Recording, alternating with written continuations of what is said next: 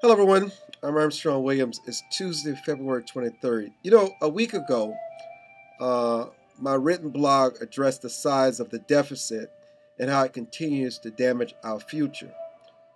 In reading and hearing so many responses where people ask me, instead of just criticizing the great one, do you have any solutions to offer? You're good at criticizing. And so, what I'm going to do is offer some concrete measures on how to reduce the deficit, reducing the deficit.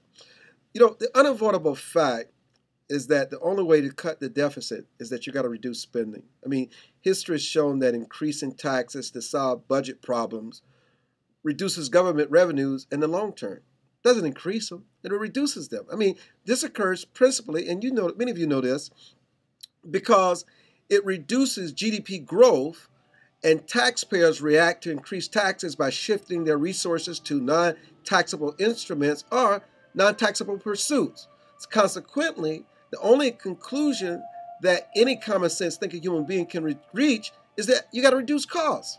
Okay? Now, the quickest reduction in federal costs must come from the reduction of the federal payroll. You got to cut the payroll. This includes a cut of federal employees and a substantial reduction in federal salaries. In this mode, Congress should set the example. In a business, like any business, that consistently loses money, its leaders take significant reduction in salaries, bonuses, and perks. It would not be unreasonable, ladies and gentlemen, to ask these congressional leaders to take a 20% salary reduction until the deficit is in balance. Now, you can give them additional incentives to balance the budget with a 50% bonus when it has been balanced. Now, federal employees, I don't know if you know this or not, make approximately 40 to 50% more than the average American worker in the private sector. It would not be outrageous, and I know some federal employees may read this or listen to this. It would not be outrageous to ask federal employees to review their federal compensation and put it in line with the private sector. That is not unreasonable. In a business that can't make a profit, managers terminate or reduce salaries of the least productive employees.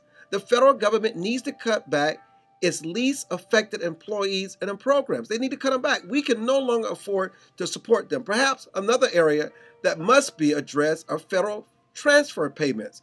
Social Security is a no-brainer and can become solved with one simple fix. And you know what it is?